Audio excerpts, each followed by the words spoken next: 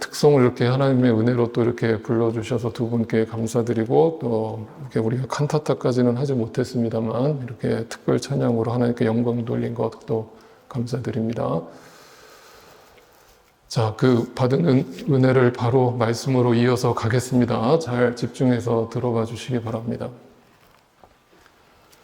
우리는 이 땅에 살아가면서 많은 죽음을 보게 됩니다. 그런데 그 죽음을 목격할 때마다 느끼는 감정이 그 대상에 따라 달라집니다.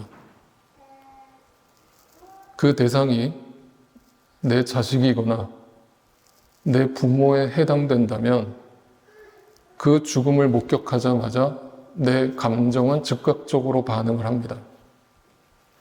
그리고 서럽게 울기 시작합니다. 그 이유는 그 사람과의 추억이 있기 때문이고 그 사람과의 친밀함이 있기 때문입니다. 그런데 만약에 그 대상이 남입니다. 그냥 이름만 알 뿐, 얼굴만 한두 번 보고 지냈을 뿐, 나하고 친밀한 관계가 아니었습니다. 근데 그 사람이 죽었습니다. 그 사람의 장례식에 참석했습니다. 눈물 한 방울 나지 않습니다. 인간적 도의는 다할지라도, 인간적 도리로서 조의를 표할지라도 그거는 예의 차원이고 내 감정은 전혀 작동을 하지 않습니다. 제가 왜 이 이야기를 드리는 줄 아시겠습니까? 예수님을 대하는 자세도 딱 이 마음과 같습니다.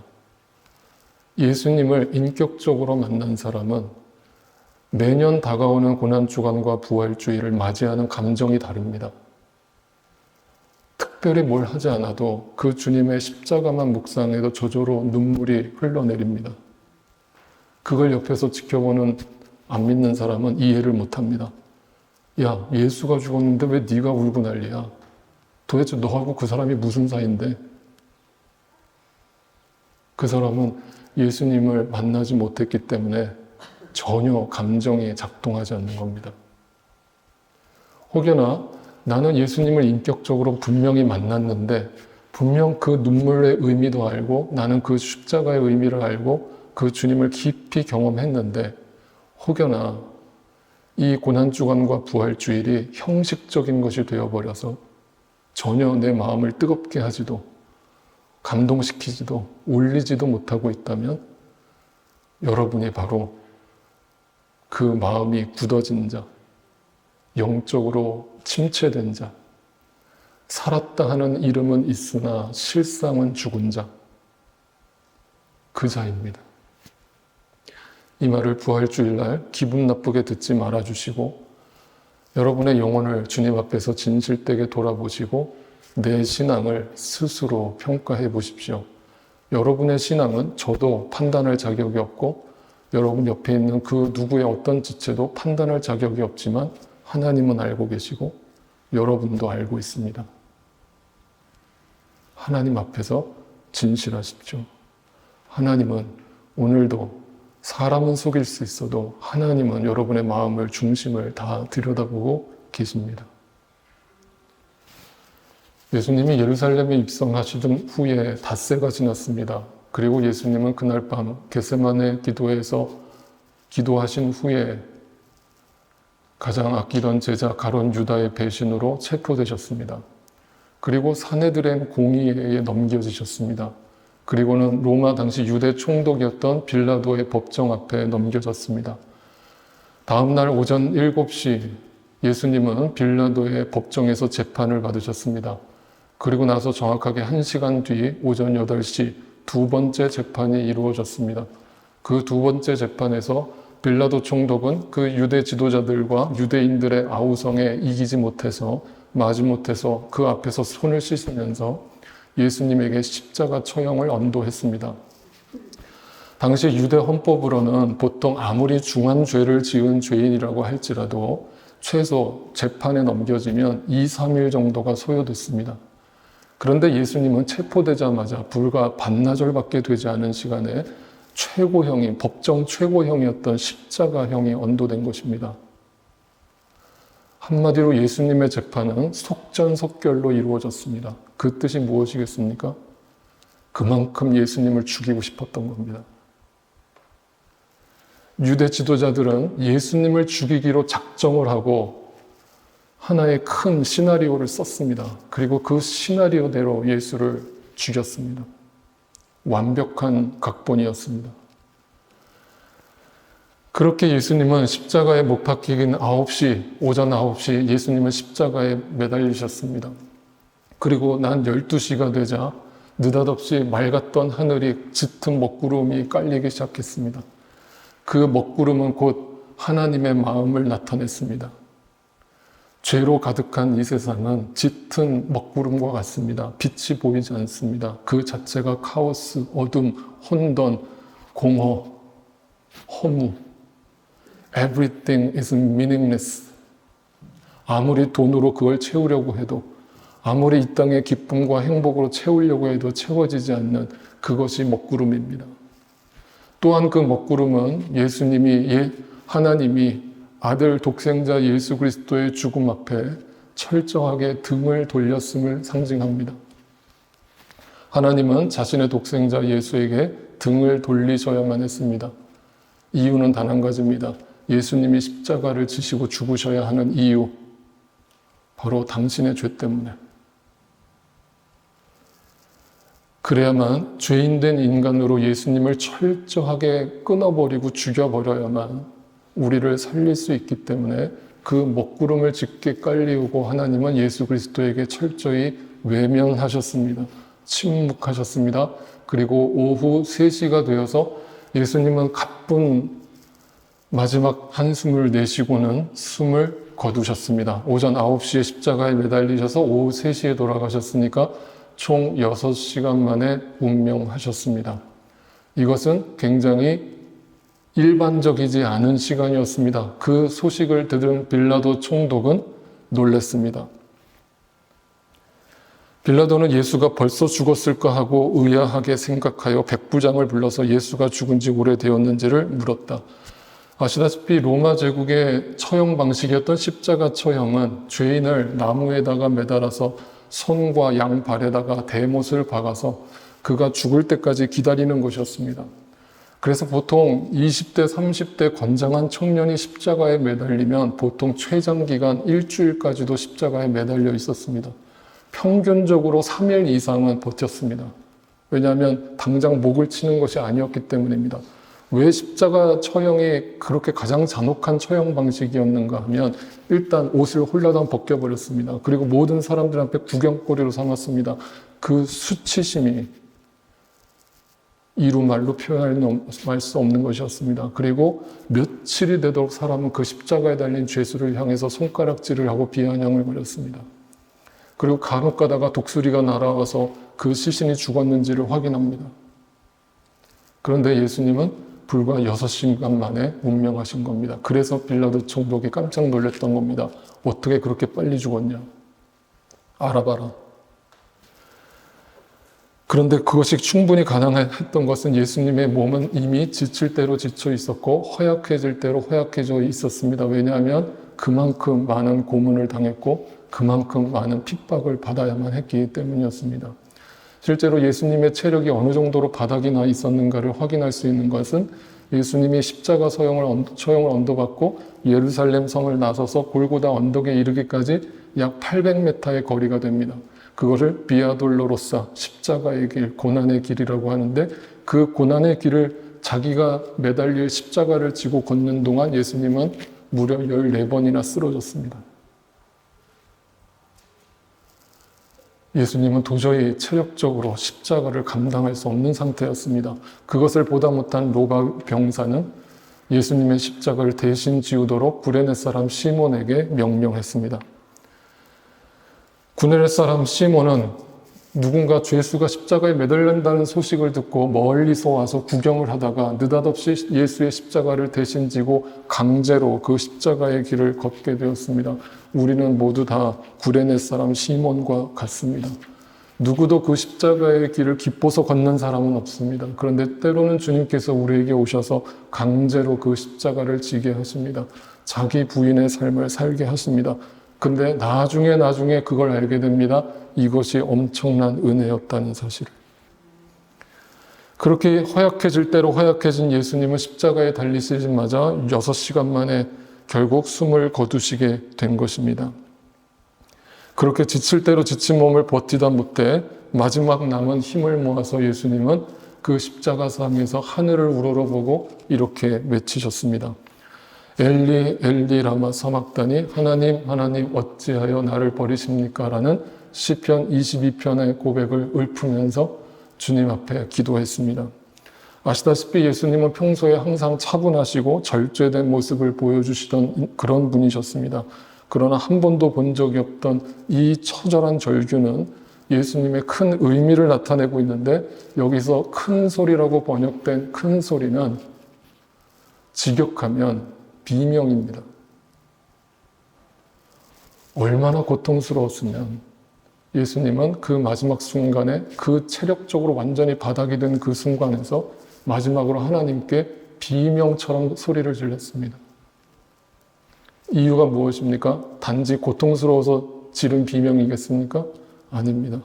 죄인 된 상태로 죽는 인간의 모습이 바로 이와 같다는 걸 보여주기 위함입니다. 죄를 지은 인간은 분명히 말씀드립니다. 하나님으로부터 완전히 끊어지는 겁니다. 단절되는 것입니다. 그것이 가장 큰 두려움이고 무서움인 것입니다.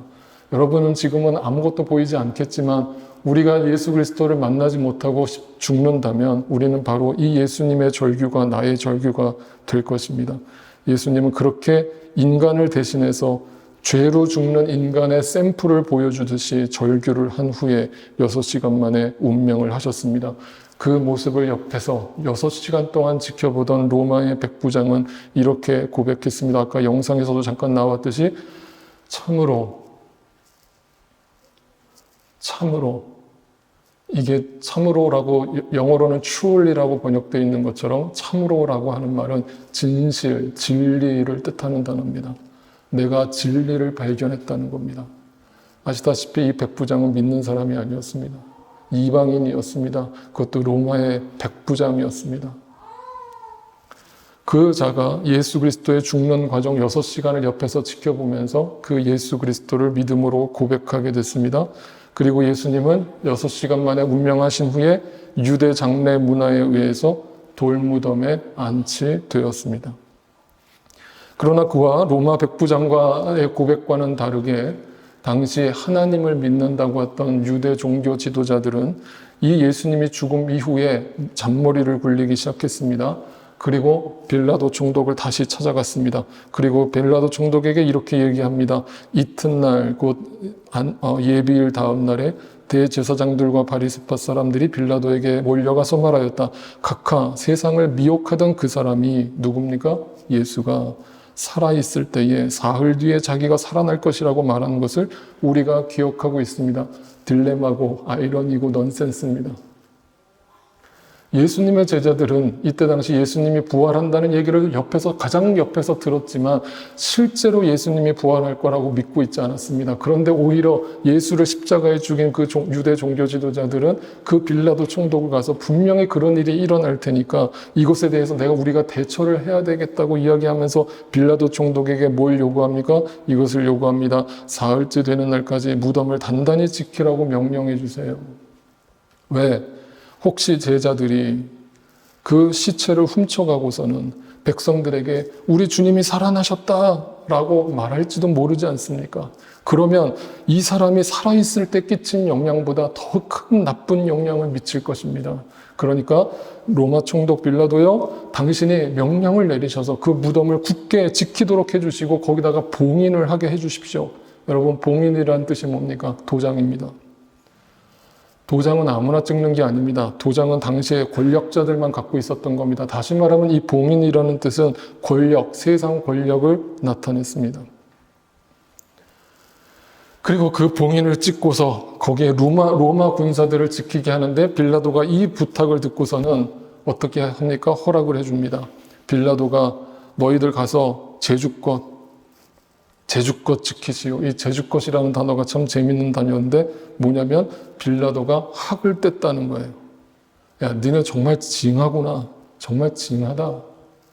야, 니네 맘대로 해. 나는 모르겠어. 나 손 씻었다니까. 니네 하고 싶은 대로 해. 라고 하면서 그들에게 다시 한번 예수님을 넘겨줍니다. 그리고 나서 그들은 그 말대로 봉인을 했습니다. 참 재밌는 광경입니다. 인간의 권력과 권위로 상징하는 도장으로 하나님의 권력과 권위를 봉인하고 무덤에 가두고 인을 찍었습니다. 나오지 말라고. 그게 예수님의 무덤입니다. 그리고 나서 사흘째 되던 날, 주일날 이른 새벽에 막달라 마리아와 여인들이 예수님의 무덤을 찾아갔습니다. 예수님의 무덤을 찾아간 이유가 뭡니까? 부활하실 것을 믿음으로 바라보고 찾아간 것입니까? 아닙니다. 아무런 기대감 없이 갔습니다. 그런데 어떤 상태가 되어 있었습니까? 예수님의 무덤이 물러간 상태였습니다.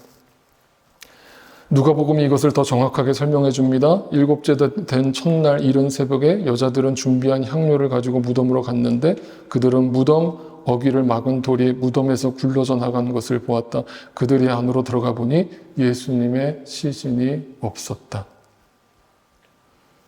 예수의 시신이 없었다.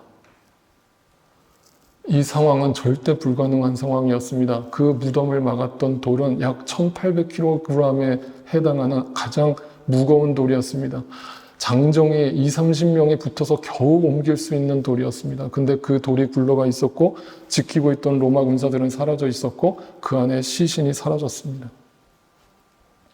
어떤 분들은 분명 아까 그 대제사장들이 걱정했던 것처럼 제자들이 이런 음모를 저지른 것이 아니냐라고 생각하실지 모르겠습니다. 그런데 염려 붙들어 매시기 바랍니다. 왜냐하면 제자들은 일단 그런 머리를 갖고 있는 사람이 없었고 그럴 용기를 갖고 있는 사람도 없었습니다. 왜냐하면 우리가 증명했던 것처럼 제자들은 예수님의 십자가 앞에 다 도망친 사람들이었기 때문입니다. 그들이 무슨 용기로, 무슨 머리로 이런 것들을 음모를 계획하고 이런 철저한 음모를 저지를 수 있었겠습니까? 당시에 제자들이 그 부활하셨다는 예수님을 목격하고 나서 어떤 반응을 했는지를 누가복음은 이렇게 자세하게 기록합니다. 먼저 그 여자들입니다. 여자들이 그 천사의 말을 듣고서 어떻게 반응했을까요? 이렇게 반응합니다. 그래서 그들이 이 일을 어떻게 할지를 몰라서 당황하고 있는데 여러분 살다 보면 우리가 당황할 때가 있습니다. 언제 당황합니까? 전혀 예상치 못한 일이 벌어졌을 때 당황하죠. 그들은 단 한 번도 예수님이 부활할 거라고 생각조차 해본 적이 없습니다. 근데 실제로 예수님이 부활한 걸 목격하니까 당황합니다. 이런 사람들이었습니다. 제자들은. 근데 이 제자들을 욕하지 마십시오. 성경에서 말하는 이 제자들의 모습이 바로 우리의 모습이기 때문입니다. 그리고 그 여인들은 제자들에게, 사도들에게 가서 이 소식을 알렸습니다. 그러면 적어도 제자들과 사도들은 다른 반응을 보였을까요? 이렇게 반응했습니다. 이 일을 사도들에게 말하였다. 그러나 사도들에게는 이 말이 어처구니 없는 말로 들렸으므로. 너 미쳤어? 야, 내가 6시간 동안 그 예수님 십자가 옆에 있었던 사람이야. 내가 그분이 어떻게 죽는지 내가 다 지켜본 사람이야. 어떻게 사람이 죽었는데 다시 살아나? 말도 안 되는 소리 하지 마. 야, 그런 소리 할 거면 가. 시간 낭비하지 마. 불신자들이 아니었습니다. 예수님을 3년 동안 열심히 쫓아다니던 제자들의 고백입니다. 이런 사람들이 무슨 음모론을 꾸미고 이 음모를 저지른다는 얘기입니까? 심지어 그들은 자기들이 죽을까봐 예수님이 십자가에서 처형되시고 나서 혹시라도 로마 군사들이 자기들을 수색해서 잡아갈까봐 어떻게 하고 있었습니까? 이렇게 하고 있었습니다. 그날 곧 주간의 첫날 저녁에 제자들은 유대 사람들이 무서워서 문을 모두 닫아 걸고 있었다. 두문분출. 나 예수님의 제자가 아니야 라고 부인하는 것은 가볍게 여겨집니다. 그들은 아예 숨어버렸습니다. 문을 닫아 걸었습니다. 굳게 잠궈버렸습니다. 누구도 못 들어오게. 이렇게 비겁하고 이렇게 자기중심적인 인간을 위해서 예수님은 십자가에 죽은 겁니다.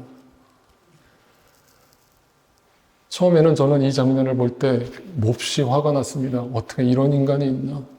어떻게 이것들을 어떻게 제자라고 할 수 있나? 어떻게 이 사람들을 믿는 사람이라고 할 수 있나? 라면서 막 화가 났습니다. 그런데 한 번 더 생각을 해보니까 아까 말씀드렸듯이 이 모습이 제 모습이고 이 모습이 우리의 모습이라는 것을 보게 됐습니다. 우리가 다 내 마음의 문을 굳게 닫아 걸고 그 안에 웅크리고 있는 벌벌벌 떨고 있는 그 제자들의 모습과 같습니다. 주님께서 그 문 밖에 서 계십니다. 문을 열어. 못 열겠다는 겁니다. 나 죽기 싫다는 겁니다. 여러분, 살다 보면 우리는 종종 이런 두려움에 사로잡힐 때가 있습니다.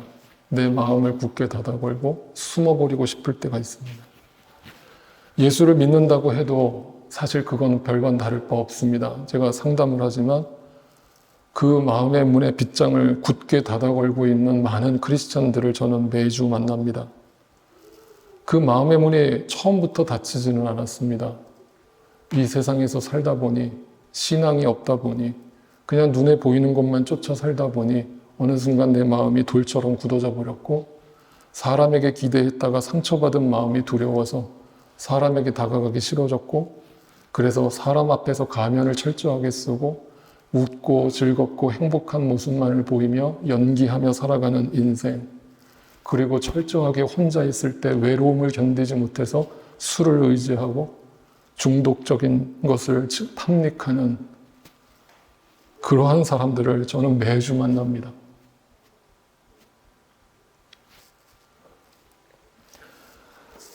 그 부활하신 주님이 이 제자들을 찾아오셨습니다.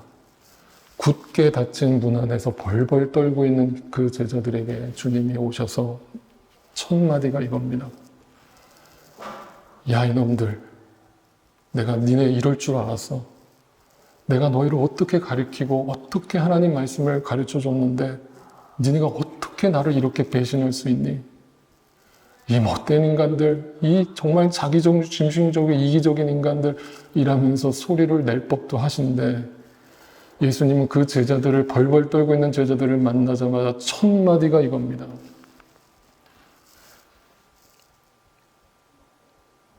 Peace be with you. 너희 안에 평화가 있기를 원한다. 그 말은 뭡니까? 평화가 없다는 겁니다. 평화는 언제 주어집니까? 싸워서 얻어내는 승리가 있을 때만 평화가 주어집니다. 제자들은 한 번도 싸운 적이 없습니다. 늘 도망쳐 다녔지. 그런데 주님께서 우리를 나 대신해서 싸워주셨습니다. 그 십자가에서 내가 절대 갈 수 없는 그 길을 주님이 걸어가셨고 그곳에서 그 고통을 이겨내시고 승리하셨습니다. 내가 세상을 이겼다. 그러니까 너희는 내가 얻은 이 승리를 누려. 그러니까 평안해라. 그 평안은 이 세상에서는 절대 얻을 수 없는 평안입니다. 이 세상에서 어떤 돈을 가진 부자도 행복하지 못합니다. 여러분, 많은 분들이 착각하는데 부자가 되면 돈을 많이 벌면 행복해질 거라고 합니다. 저는 지금까지 목회자로 살면서 많은 부자들도 만나봤습니다. 저는 부자들한테 얘기를 하면 그분들이 뭐라고 하시는 줄 아십니까? 아, 그래도 부자로 사시니까 다른 사람, 가난한 사람들보다는, 저 같은 사람들보다는 걱정, 근심이 덜 하시죠? 근데 그분이 저한테 그런 얘기를 해요. 목사님, 부자가 된다는 건요, 행복해지는 게 아니라 책임감이 더 늘어나는 거예요. 지킬 게 많아질 뿐, 스트레스만 더 받게 될 뿐, 겉으로 보기에는 화려해 보이고 행복해 보이지만 부자들은 다 한결같이 얘기합니다. 행복하지 않다는 겁니다. 여러분 잘 생각해 보십시오. 우리의 인생은 모두가 선택의 연속입니다. 그죠?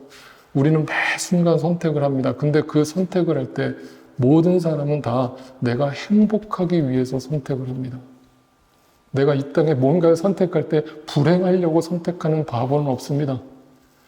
여러분이 하나님을 믿든 이 세상을 믿든 그것도 여러분의 선택입니다. 누구도 등 떠밀 수 없고 누구도 멱살 잡고 끌고 갈 수 없습니다. 그러면 그 선택을 했을 때 여러분은 행복하려고 선택을 한 겁니다. 여러분 여기 계신 분들은 다 하나님을 선택한 줄 저는 믿는데 그 선택을 통해서 여러분이 행복하지 못하다면 다시 생각해 보세요. 여러분은 제대로 선택했는지 혹여나 양다리 걸치고 있는 것은 아닌지 돌이켜보세요. 분명히 무언가를 선택했을 때는 행복하기 위해서 선택한 겁니다. 그러면 이 세상을 선택했다면 행복해야죠. 근데 여러분 그거 아십니까? 진짜 행복한 사람은 행복하자라는 말 안 합니다. 지금 내가 불행하니까 행복하고 싶은 겁니다. 그러니까 노래 가사도 그런 거 있지 않습니까? 우리 행복하자, 행복하자. 행복하지 않으니까. 예수님을 만났을 때 그 행복이 이루어집니다. 예수님께서 우리에게 그것을 가져다 주셨습니다. 코로나가 시작되었을 때 3년 전에 우리가 온라인 예배를 시작했을 때 제가 영상으로 우리 성도님들께 보여드렸던 영상이 있습니다. 이 고달픈 인생을 살아가는 두 젊은 크리스천 부부의 이야기였습니다. 이것은 영화가 아니었고 다큐였습니다. 교회 오빠라고 하는 다큐였는데 그 다큐에서 두 부부가 모두 암이 걸렸습니다. 30대에 불과한 젊은 부부가 암에 걸려서 암 투병을 시작하는데 처음에는 와이프가 암이 걸려서 암 선고를 받고 투병을 하다가 조금 호전이 됐는데 바로 이어서 남편까지 암이 걸렸습니다. 그리고 남편은 암 말기에 발견이 되어서 의사들 얘기로는 도저히 가능이 없다라고 얘기를 했습니다. 그때 이 두 부부가 보여주는 고백입니다. 저는 이것이 거짓이 아니라고 믿습니다. 사람은 죽음 앞에서 진실되기 때문입니다. 잠깐 보여드리겠습니다. 내가 중환자실에서부터 일반실 거한 7, 8일까지는 온몸에 다 관을 갖고 있었잖아. 주변에는 어르신들이 막 너무 고통스러우니까 뭐 진짜 아비규환이 따로 없더라고요. 얼마나 고통스럽고 힘드시면 저렇게 울부짖으면서 그러실까. 근데 이제 그런 상황 속에서 내가 누워있는 게 아니고 예수님이 지금 누워있다고 한다면 예수님은 이 시간들을 어떻게 보내셨을까라는 생각을 하다 보니까 저도 모르게 그분들을 위해서 기도를 하게 되더라고요.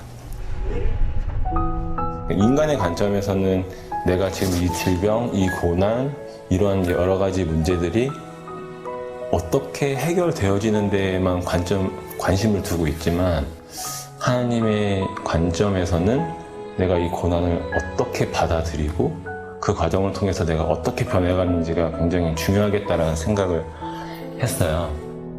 저희가 촬영하면 이제 트는 대상이 목회자 세미나예요. 그러니까 환우의 마음을 잘 아시잖아요. 그래서 목사님들이 무조건 나을 거다. 보통 사국교회는 사실 기복적으로 막 기도만 해주잖아요. 사실 그런 목사님들께 감히 한 말씀 드릴 수 있으시다면 예. 사실 저도 아프고 나서 많은 목사님들이 와주셔서 기도도 해주시고 권면도 해주시고 하셨는데 방금 목사님 말씀하신 대로 형제님 이 질병은 하나님의 계획 가운데 있는 고난이니까 이 고난 이겨내시고 승리하실 겁니다. 치료되실 겁니다. 그런 말씀을 해주실 때는 머리로는 아멘 아멘 돼요. 그리고 꼭 그러길 바라고. 근데 정말 뜨거운 눈물을 흘리게 하는 기도는 저로 하여금 십자가의 능력. 다시 한번 복음을 상기시켜주는 그런 기도. 십자가 앞에 내가 얼마나 죄인된 사람인지를 깨닫게 해주시고 또 그 십자가의 능력으로 내가 죄사함을 받고 하나님의 자녀가 되었다는 그 감격을 일깨워주시는 그런 기도. 그리고 이런 상황 속에서도 오직 하나님만을 바라보고 하나님에 대한 신뢰를 절대 거두지 말라는 그런 권면의 기도, 그런 기도를 들었을 때 오히려 더 마음이 뜨거워지고 눈물이 많이 나더라고요.